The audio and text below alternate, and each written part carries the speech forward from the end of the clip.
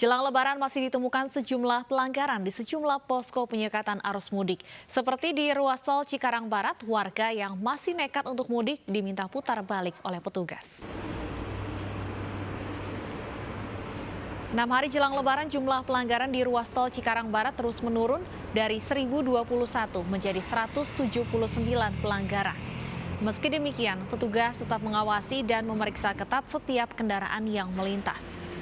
Di kilometer 30, pengendara diminta untuk memperlambat dan membuka kaca jendela kendaraannya. Setiap warga yang kedapatan akan mudik diminta putar balik kembali ke rumahnya masing-masing. Selain itu, untuk menghindari dokumen palsu yang dibawa pengendara, polisi juga memanfaatkan teknologi barcode.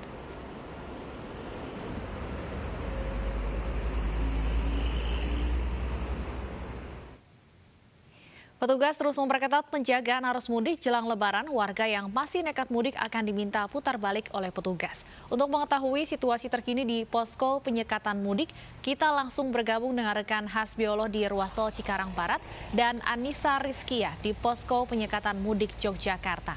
Kita ke Cikarang terlebih dahulu. Hasbi, apakah masih ditemukan pelanggaran di posko penyekatan arus mudik di wilayah Cikarang?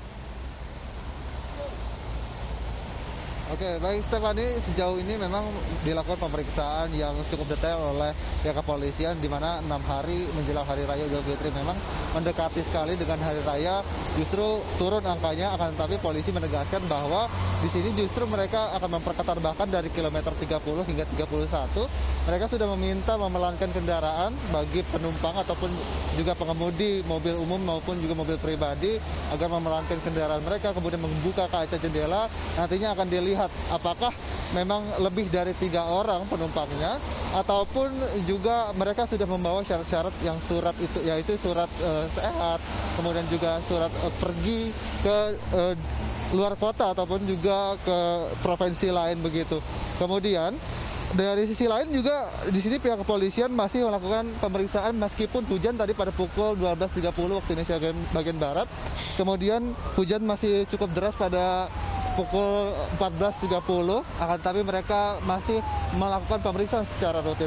Dan berbicara terhadap angka pelanggaran hari ini, bila dihitung dari pukul 4 pagi hingga pukul 1 atau 13.30 waktu Indonesia bagian barat, data terakhir masuk kami hampir 90 pelanggaran dengan rincian 53 kendaraan pribadi, 43 kendaraan umum. Sedangkan apabila dibandingkan dengan tanggal 24 April 2020 kemarin itu mencapai 1.021 pelanggaran, artinya hampir turun dengan hari kemarin. Data yang terakhir hampir 179, itu artinya hampir 78% penurunan angka pelanggaran yang ada di ruas tol Cikampek ini. Dan juga pihak kepolisian terus melakukan himbauan agar masyarakat tidak melakukan mudik terlebih dahulu dengan fakta-fakta yang mereka temukan bahwa masih ada pelanggaran. Itu artinya masyarakat masih kekeh untuk kembali ke kampung halaman. Sejauh ini memang dari temuan-temuan sebelumnya pada hari pertama ataupun juga sampai hari ke-7 dilakukannya penyekatan, pihak kepolisian sudah tidak menemukan lagi adanya penumpang gelap yang masuk ke kendaraan truk dan juga yang seharusnya diisi oleh barang namun diisi oleh penumpang gelap. Dan juga truk-truk travel seperti yang mengarah ke Jawa Barat juga sudah tidak ditemukan lagi seperti hari-hari pertama hingga hari ke-7 penyekatan di ruas tol Jakarta Cikampek kilometer 31. Dan juga setiap hari kami melihat di sini belum ada pelanggaran lagi, namun tadi ada beberapa memang yang disuruh pindah ke belakang karena posisinya mereka duduk lebih dari 4 orang, kemudian disuruh putar balik. Ada juga yang melakukan tidak menjaga physical distancing. Mereka duduk di depan meskipun posisinya bertiga, diminta untuk pindah ke belakang. Itu artinya memang pihak kepolisian masih berupaya keras untuk menertibkan masyarakat yang masih ingin pulang mudik di tahun ini. Stefani. Iya, Hasbi, untuk kendaraan besar, bagaimana pemeriksaannya? Apakah juga dilakukan masih secara ketat hingga hari ini? Untuk kendaraan besar seperti truk dan juga angkutan umum bus dari Pulau Gebang memang sangat dibatasi begitu, di mana memang akan ditempeli stiker dari Dirjen Darat Kementerian Perhubungan. Jadi nantinya apabila memang harus mengangkut penumpang antar kota, mereka juga harus memenuhi syarat seperti harus memiliki surat sehat dan juga surat tugas dari kantor ataupun juga dinas terkait lainnya untuk melakukan perjalanan. Sementara untuk kendaraan seperti truk, ini akan juga diperiksa oleh pihak kepolisian apakah mereka membawa benar-benar barang ataupun kebutuhan logistik, minyak dan juga pangan untuk masyarakat atau memang membawa orang di dalamnya.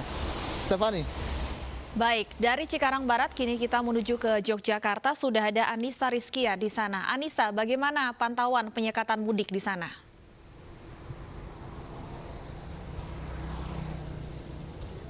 Ya, Stefani dan juga pemirsa, penyekatan yang dilakukan di pos pemantauan yang ada di wilayah Jalan Raya Solo Prambanan ini saat ini masih berlangsung.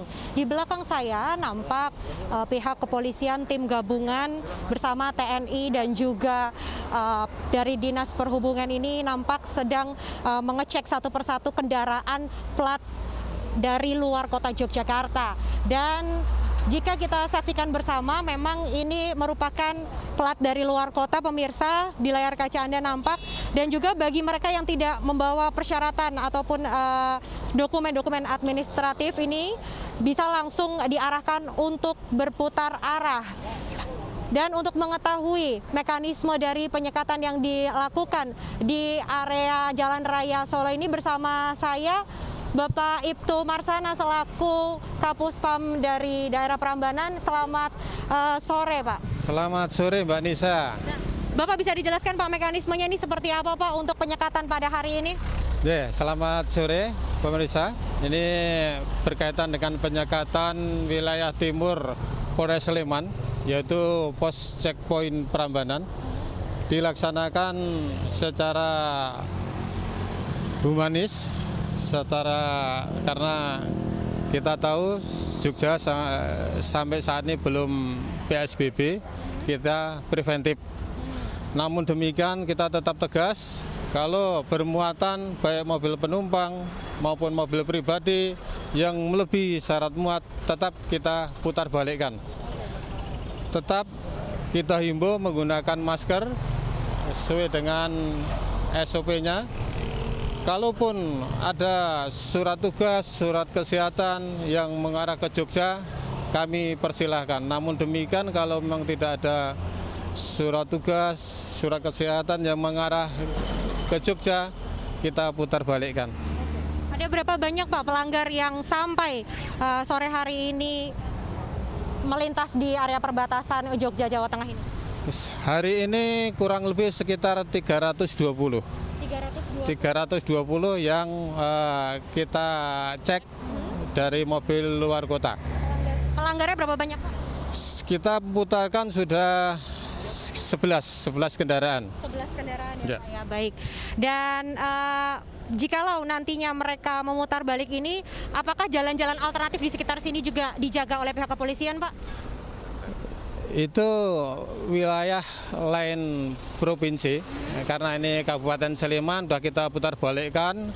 Nanti kalau yang bersangkutan mau nyari jalan alternatif ya silakan. Yang jelas yang masuk wilayah Jogja kita putar balikkan. Oke, baik. Bapak, saya mohon izin untuk bisa berbincang langsung kepada pengendara di sini. Dan ini merupakan salah satu pengendara. Selamat siang, Bapak. Tujuannya mau kemana, Pak? Mau kerja, Mbak. Boleh diperkenalkan namanya siapa? Namanya Novianto, Mbak. Siapa? Novianto. Bapak Novianto, tujuannya mau ke? Mau kerja, Mbak. Saya Di daerah mana, Pak? Bisa ditunjukkan, Pak, beberapa persyaratannya? ini ada KTP, Mbak. Terus surat tugas dari kantor. Ini ada, ya. Oke. Baik. Kemudian semuanya sudah dilihat ya, Pak, ya? Aman ya? Oke, baik. Sedang didata. Dari mana, Bapak? Dari kantor. Kantornya di mana lokasinya? Di Jogonalan, iya. Iya. Oke, baik. Dan memang untuk para pengendara yang hendak menuju ke wilayah kota Yogyakarta, ini langsung dicek harus menunjukkan identitas, kemudian surat jalan ataupun surat tugas dari instansi terkait. Selain itu, bagi mereka yang membawa penumpang diwajibkan untuk menjaga jarak antara pengemudi dan juga penumpang, harus tetap physical distancing dan juga menggunakan masker selama di dalam mobil. Selain itu juga pemirsa, dapat kami informasikan bagi para pengendara yang nekat masih membawa penumpang di atas kapasitas yang ditentukan oleh aturan, nantinya akan langsung diarahkan untuk memutar balik ke arah Klaten, Jawa Tengah. Sementara itu yang dapat saya sampaikan, kembali kepada Stefani yang ada di studio. Baik, terima kasih rekan Anissa Rizkia melaporkan dari posko penyekatan mudik di Jalan Raya Solo Prambanan, Yogyakarta. Dan sebelumnya juga sudah ada rekan Hasbiollah melaporkan dari Cikarang Barat. Terima kasih rekan-rekan, selamat bertugas kembali.